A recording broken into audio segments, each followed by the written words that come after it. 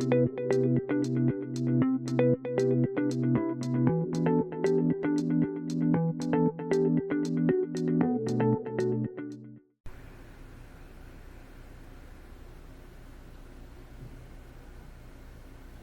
¿qué tal? Quien les habla, su facilitador de la Cátedra de Fundaciones y Muros, el ingeniero Luis Barbosa. Como siempre, un placer estar con ustedes para abordar en este caso lo que sería la aplicación de lo visto en clases respecto al método de Hansen en el caso de robot. Así que vamos a revisar el mismo tópico, el mismo problema visto en clase, y paso a describírselo rápidamente. Teníamos esta estructura que consideramos a los fines escolásticos como completa, es decir, este último corte en el nivel superior no se consideraría sino de manera completa, al igual que las plantas precedentes. Y paso entonces a leer rápidamente el enunciado. El ejercicio dictaba de la siguiente manera. Se requiere predimensionar un sistema de fundaciones superficiales concéntricas para una edificación de 4 niveles, en este caso planta baja, más 3 niveles superiores, destinada a uso de oficinas con altura variable de niveles acabados. Para el análisis se desprecia el peso propio de la estructura, exceptuando en este caso el correspondiente a entrepisos. Tendríamos entonces a considerar las siguientes cargas. La losa de entrepiso y techo tiene una carga de 200 kilos por metro cuadrado, o un peso de 200 kilos por metro cuadrado. El acabado sobre estas losas es de 100 kilos por metro cuadrado, y la carga viva, según el uso, debe ser consultado en la norma COENIL 2002-88, pero de antemano ya sabemos que es de 300 kilos por metro cuadrado en función de la revisión normativa. Por otro lado, tenemos los parámetros geotécnicos provenientes del estudio de suelo. Tenemos un tipo de suelo que es SW. Sabemos ya que entonces SW es una clasificación de acuerdo al Sistema Unificado de Clasificación de Suelo, correspondiente a una arena bien gradada. El ángulo de fricción interna, en este caso de 38 grados, la cohesión es de 0, tenemos un suelo no cohesivo, la densidad seca es de 1850 y la densidad húmeda de 2240 kilos por metro cúbico. La profundidad del estrato resistente, de acuerdo al estudio de suelos, está a 1.80 metros, y la capacidad portante admisible que estaremos empleando a priori será de 1 kilo por centímetro cuadrado. Y hago énfasis en este último, recordándoles entonces que de acuerdo a la bibliografía de la doctora María Gracia Fratelli, recomienda el uso ante incertidumbre, es decir, cuando no tienes la carga portante de un suelo.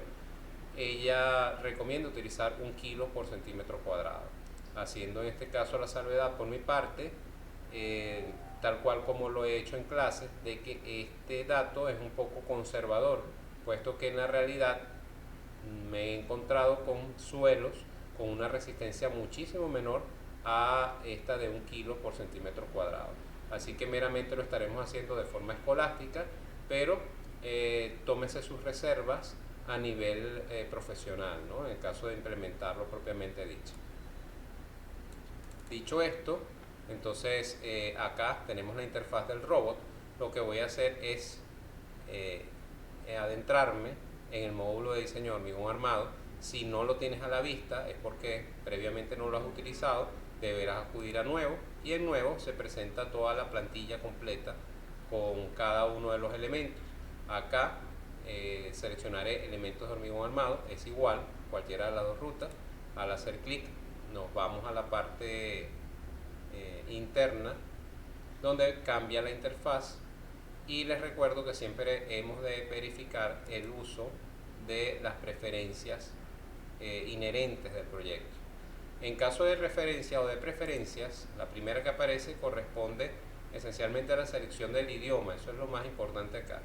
Entonces, si no lo tienes configurado en español, deberás pasarlo en el menú desplegable en cada uno de los parámetros regionales de trabajo y de impresión al idioma español, y una vez hecho esto, cliquear OK.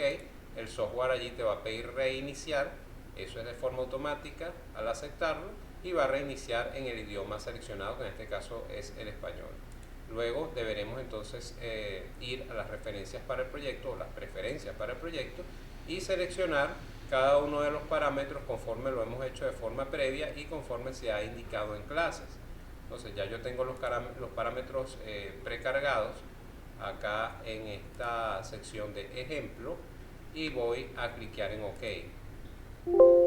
Al hacer esto me indica que se va a cambiar la normativa, debo cliquear en sí, y una vez hecho esto pues ya estoy preparado a nivel de preferencias para el proyecto para poder abordar en nuestro ejemplo en esta oportunidad. Entonces lo siguiente que vamos a hacer es irnos a la barra lateral de herramientas, nueva cimentación, hago clic allí, me cambia nuevamente el entorno y me muestra una zapata preconfigurada por robot. Esta es una zapata que por defecto aparece y que nosotros estaremos modificando a continuación. Iniciaremos con las modificaciones geométricas. Acá en la parte inferior podemos observar unos literales que son correspondientes, si se fijan, en la parte central con el monitor o la gráfica que se nos presenta a las dimensiones de la zapata, siendo entonces A y B el largo y el ancho de la zapata respectivamente.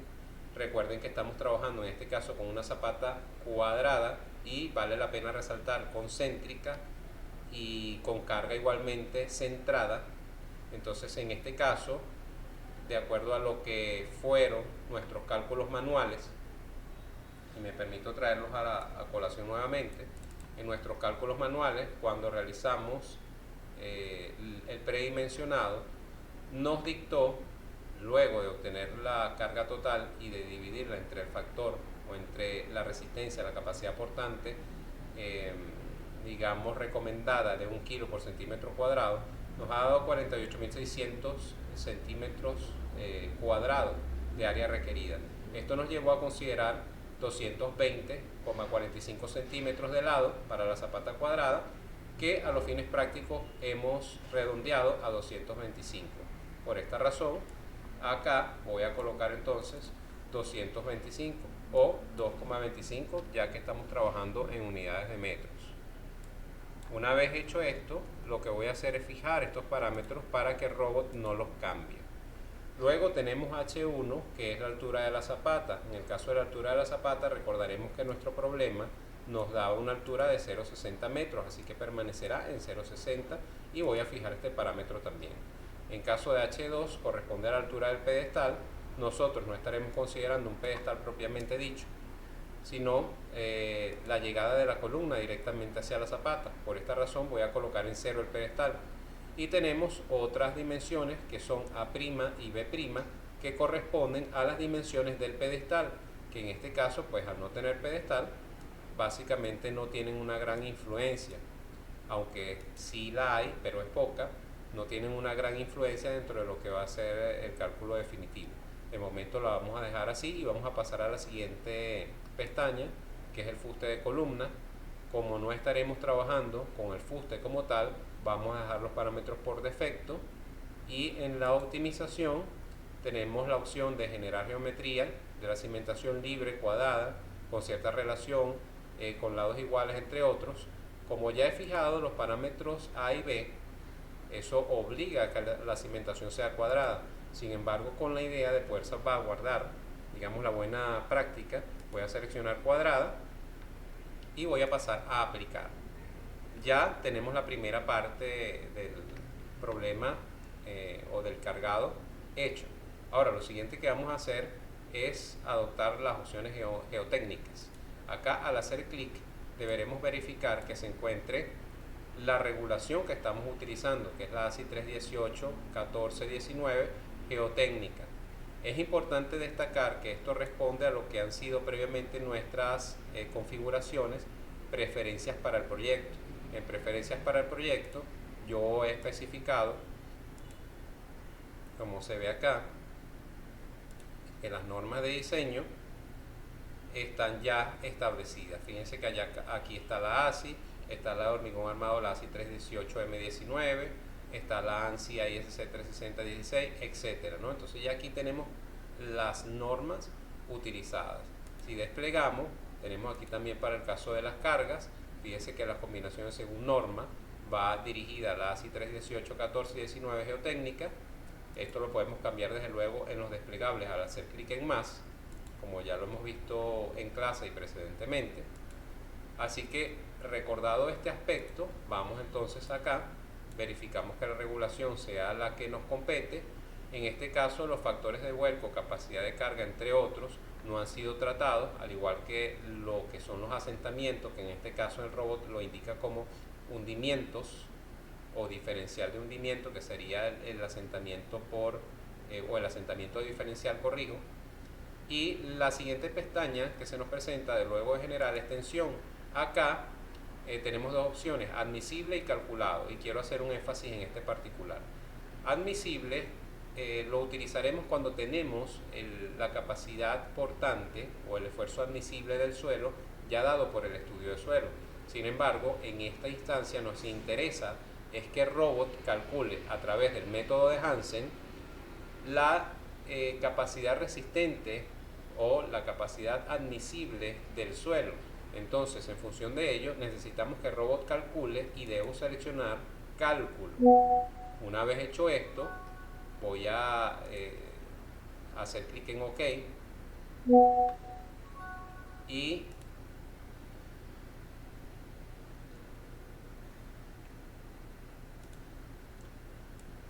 entonces acá en la segunda pestaña vemos la tensión.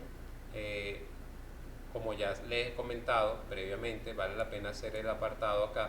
Tenemos la opción de admisible y calculado. Admisible es cuando tenemos ya el parámetro del estudio de suelo a mano. En este caso pues no lo tenemos, deseamos que robot calcule a través del método de Hansen esta capacidad portante o capacidad admisible del suelo. Por tal razón voy a hacer clic en calculado y esa es la opción que deberemos utilizar. Recuerden que si tenemos el dato del estudio de suelo de la capacidad portante, tendríamos que seleccionar admisible y colocar acá lo que nos indique el estudio de suelo. Caso contrario, podemos ir a calculado de manera que robot nos indique, en este caso, las presiones a las cuales puede ser sometida el suelo. Y establezcamos entonces lo que se quiere, que es una comparativa. Recordamos que lo que se busca siempre, de acuerdo a lo que hemos visto en clase, es establecer la comparativa entre la carga máxima de servicio y los esfuerzos admisibles del suelo. Entonces, de acuerdo a nuestro diagrama, deberemos proceder a determinar las cargas de la estructura y a hacer el análisis correspondiente del suelo para obtener, por una parte, las cargas actuantes y por otro lado, la capacidad resistente del suelo, que es lo que vemos acá en color rojo. Les invito de cualquier manera que puedan estar revisando este material de clases y recordando pues lógicamente lo dicho en su momento. Bien, una vez recordado este otro punto, voy entonces a calculado, voy a clicar en OK, no sin antes recordarle que siempre podemos hacer clic en guardar como para que se guarden las preferencias, ¿no? Y acá le podemos colocar algún nombre, darle clic en OK y en futuras ocasiones estará disponible en este menú desplegable. Bien, hecho esto, voy a clicar en OK y lo siguiente que voy a hacer es dirigirme a definir suelo. Acá en definir suelo me aparece una ventana emergente que tiene una serie de campos a considerar. Lo primero que vamos a hacer acá es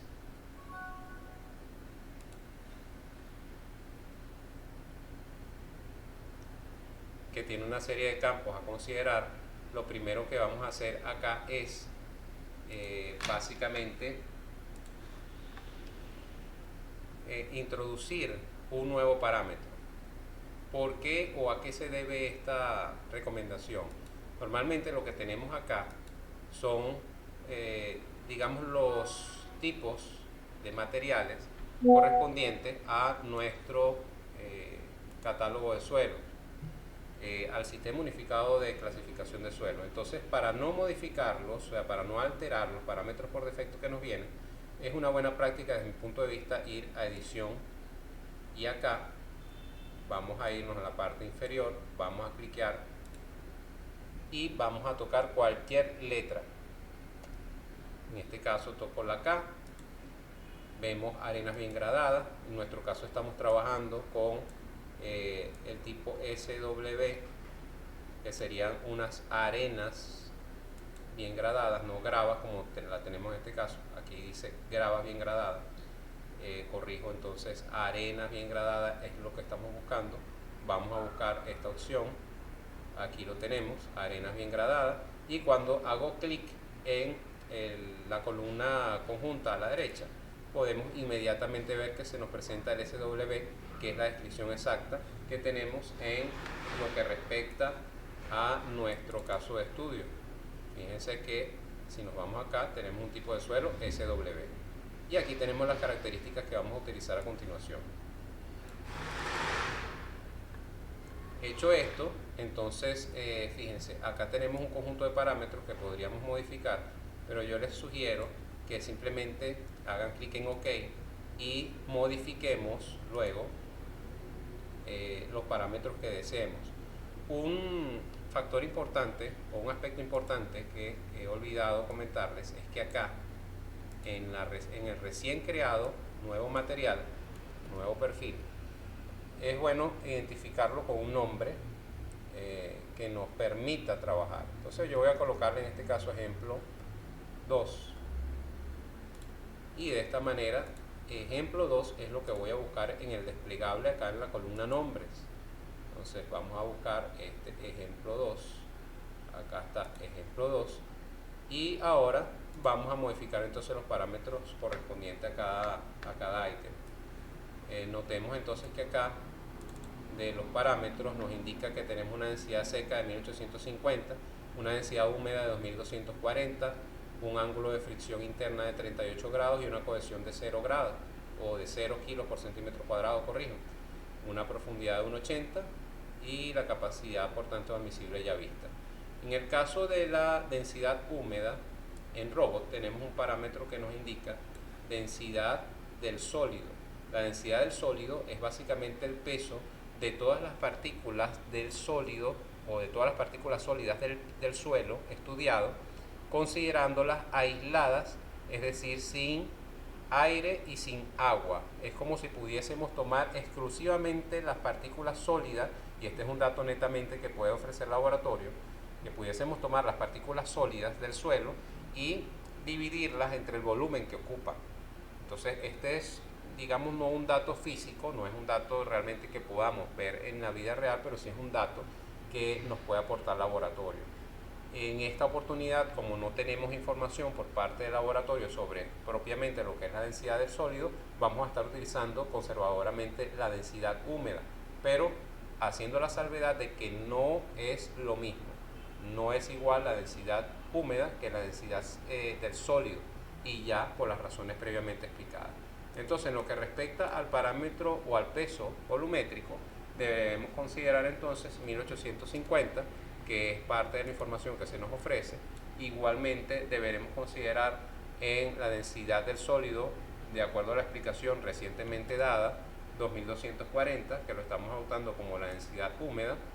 En el ángulo de rozamiento lo dejamos en 38 grados porque es lo que nos indica, y en la cohesión 0 grados porque es lo indicado por el problema. Una vez hecho esto, les comento que podemos guardar esta configuración haciendo clic en guardar como, y por ejemplo colocando el nombre ejemplo 2. Al hacer clic en guardar, ya por defecto en sucesivas ocasiones lo que yo puedo hacer es cliquear en abrir y buscar ejemplo 2. Acá está ejemplo 2, ¿ok? De esta manera ahorramos un poco de tiempo en sucesivas ocasiones. Lo otro que vamos a hacer ahora es considerar lo que son la profundidad a la cual debemos colocar la cimentación y los distintos niveles. Entonces, en nuestro caso tenemos una cimentación que debe estar fundada a 1,80 metros de profundidad. Entendiendo esto, nuestro nivel NF es el nivel de base, es el nivel a donde se apoya o en el cual se apoya la parte inferior de la zapata. Aquí entonces es donde debemos especificar en negativo menos 1,80 metros. Ahora lo que deberemos considerar es que este parámetro N sub A es la diferencia de niveles entre la parte superior de la zapata y la cota cero del terreno o de la rasante o del proyecto, como lo tengan definido. En este caso, este diferencial lo podemos obtener fácilmente restando los 60 centímetros del espesor de nuestra zapata contra los 1,80 de profundidad. en este caso nos da menos 1,20 metros, y nuestro nivel o cota cero o de rasante o de terreno permanece en cero. Lo siguiente que debo hacer es clic en aplicar y allí vemos que efectivamente nos ha cambiado la gráfica. Hacemos una breve inspección visual y notamos que la gráfica nos separa o nos indica las cotas a cada 1 metro, y tenemos acá menos 1 y menos 2, y justamente entre esta variación de niveles tenemos los especificados. Menos 1,20 que corresponde a la parte superior de la zapata en relación a la cota cero, y nuestro nivel inferior de la zapata en relación a la cota cero a los menos 1,80 que está antes de menos 2 metros. Una vez hecho esto, podría guardar como, colocar un nombre para no tener que realizar esta, digamos, esta modificación o esta configuración nuevamente y guardarla. En este caso no lo haré, y en futuras ocasiones podría obtenerla entonces acá del menú desplegable. Hecho esto, voy a hacer clic en cerrar. Ya están cargados ya estos parámetros, y lo siguiente que debo hacer es acudir a definir cargas. Acá en definir cargas tengo entonces esta ventana emergente que presenta un monitor, un pequeño espacio, digamos, en el que se nos muestra la zapata, y a su vez podemos ver a la derecha una serie de iconos, uno con una sola flecha que representa una carga axial, otro con una flecha y una especie de flecha curva de momento, en la cual podemos ver pues ya reflejado en la gráfica que estaríamos trabajando en este momento con carga axial, con una carga cortante en la dirección X y con un momento que gira en favor de la dirección X, que sería el MY. Y por otro lado también podríamos considerar un caso un poco más complejo en el que consideramos, valga la redundancia, la acción de fuerzas ortogonales. Nuestro caso es más sencillo, solamente consideraremos la carga axial actuante sobre la cimentación y deberemos ahora seleccionar los desplegables de la parte inferior, dentro de los cuales destaca el tipo de carga. En este caso se presenta tipo de carga sobre la cimentación y la carga sobre el terreno. Nosotros estamos suponiendo enviar una carga sobre el pedestal hipotético o sobre la zapata, ya que no hay pedestal, o una carga vista de otra manera que viene desde la columna y se transmite a la zapata. Por esta razón, nuestra carga o el tipo de carga debe ser sobre la cimentación y no sobre el terreno. Ahora, en lo que respecta a la naturaleza, básicamente acá no hay mucho de dónde escoger, porque estamos trabajando en este momento con cargas de servicio. Al estar trabajando con cargas de servicio, básicamente podría seleccionar peso propio y no tendría ningún tipo de problema, debido a que no vamos a estar utilizando factores de mayoración de las cargas. Y la subnaturaleza en este particular correspondería entonces a peso del pilar. Fíjense que tenemos otras opciones como peso del suelo, presión de Arquímedes, carga de relleno. En nuestro caso y para los fines de nuestro ejercicio corresponde a peso del pilar, ya que la carga, como lo he dicho previamente, la estaremos aplicando sobre un hipotético pilar. Recordemos entonces que un pilar no es más que el ensanchamiento de la columna para buscar una mejor distribución de esfuerzo sobre la zapata o la base de cimentación. Entonces, cuando indico que nuestra carga axial va sobre la columna, directamente debo suponer que esta está siendo aplicada sobre el pilar, y esto pues afecta directamente a este elemento, por lo que la subnaturaleza es peso del pilar.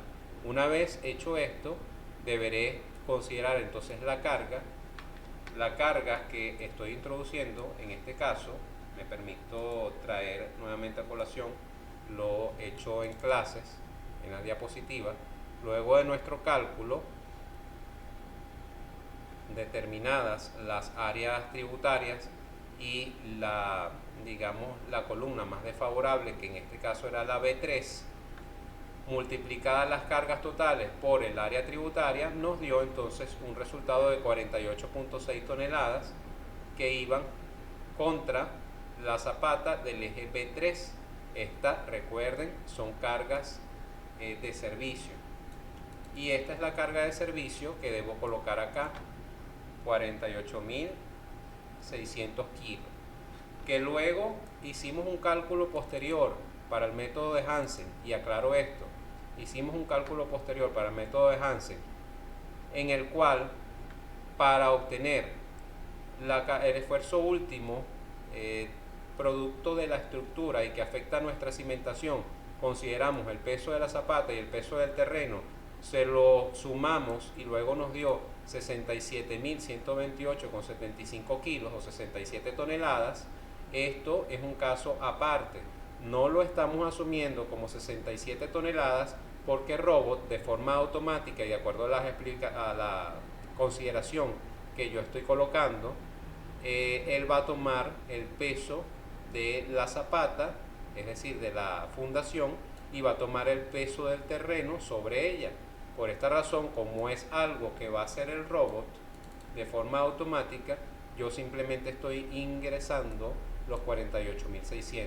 Es decir, en este caso yo le estoy indicando al robot cuál es la carga que llega a ese pedestal o columna, y le estoy dejando que el robot asuma el peso propio de los elementos, al igual que el pedestal y de la zapata. Entonces, en función de ello, simplemente coloco los 48.600 porque si no estaría sobredimensionando en función de lo que es mi selección previa de caracteres.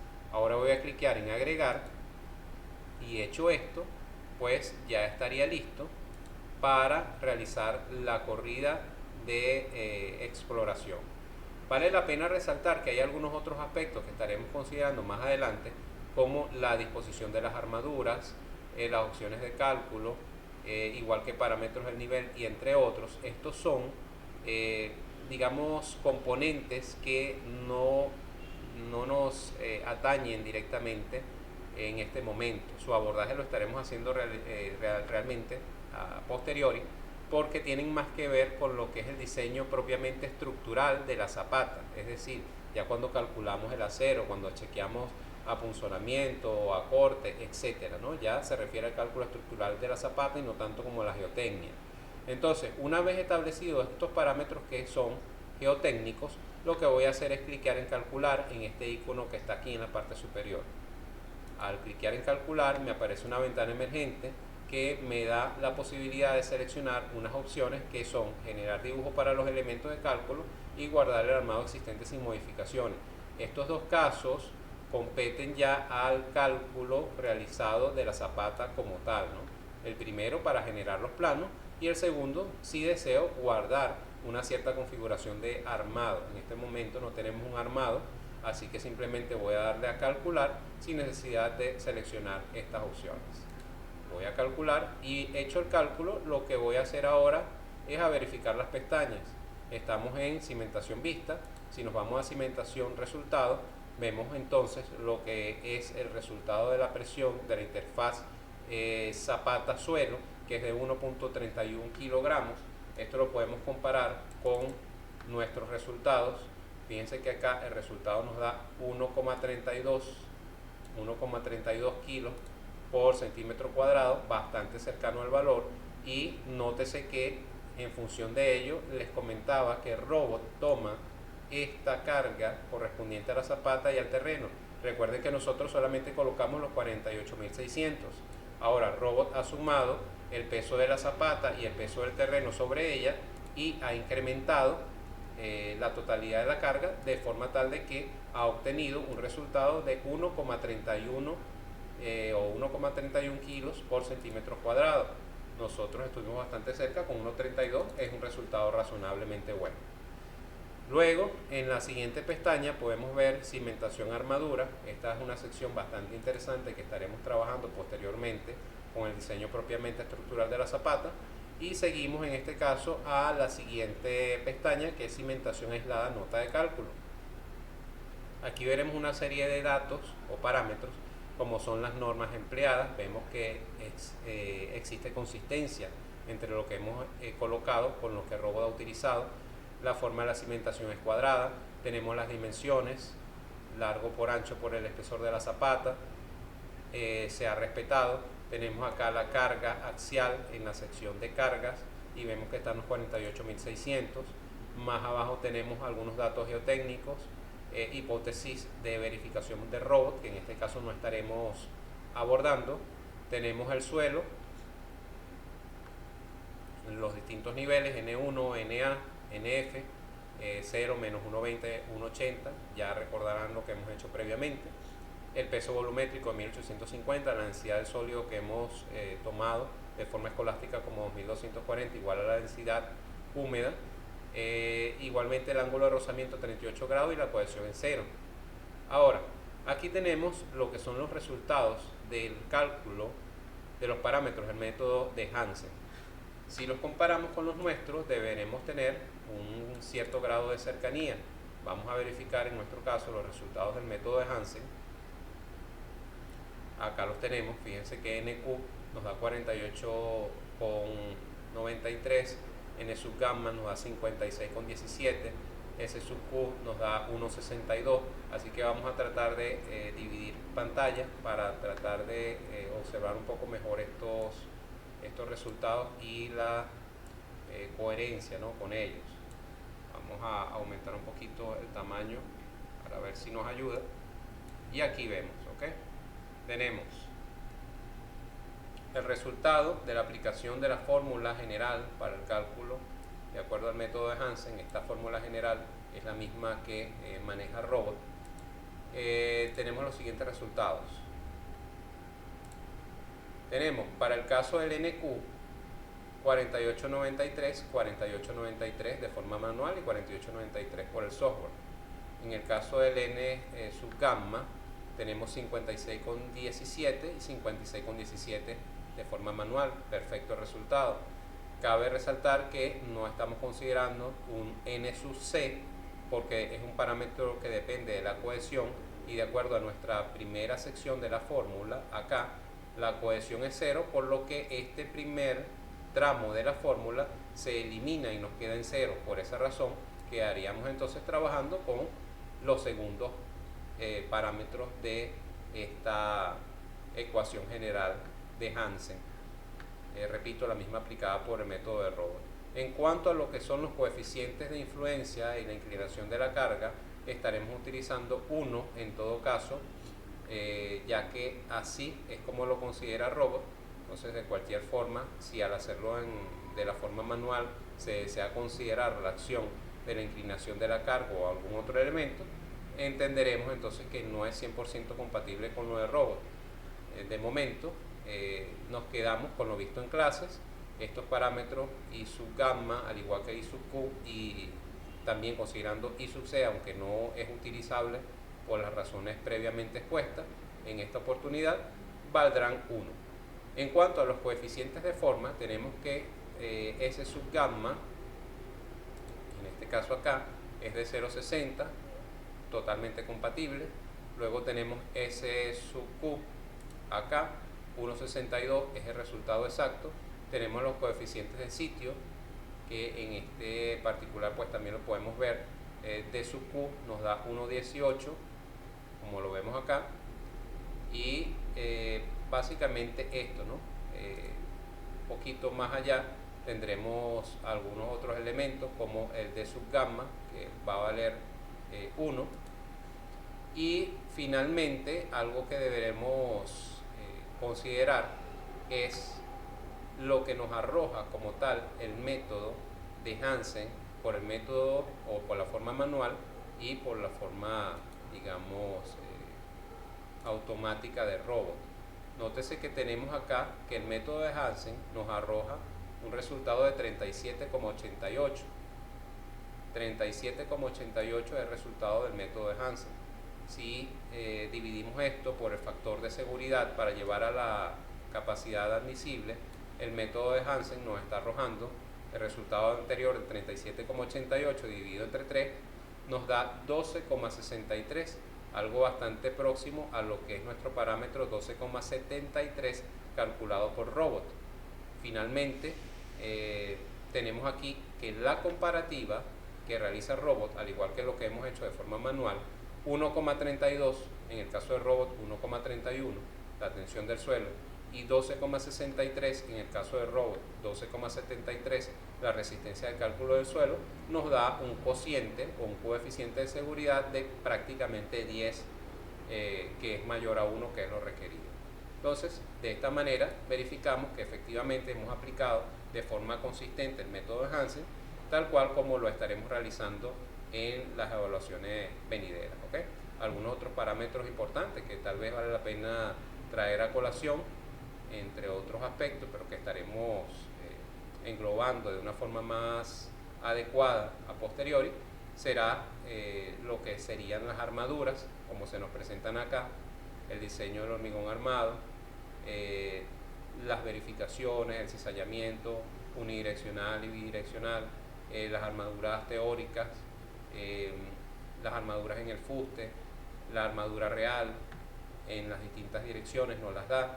También tenemos una sección bastante práctica y útil, como lo es el cuantitativo, donde vemos el hormigón o el volumen del hormigón de la zapata, la superficie del encofrado, el grado del acero, el peso total del acero, la densidad, el diámetro medio. Tendríamos aquí también, fíjense, lo que son los diámetros, las longitudes y el número de elementos idénticos. Básicamente esto nos permitiría sacar información para lo que serían cortes en taller, conjuntamente con los planos que nos permite el robot elaborarnos, serían unos planos de taller. También tenemos acá lo que es el peso total, la densidad, diámetro medio, entre otros aspectos, ¿no? Como el diámetro, longitud y número de elementos idénticos en cuanto a lo que son las barras de refuerzo,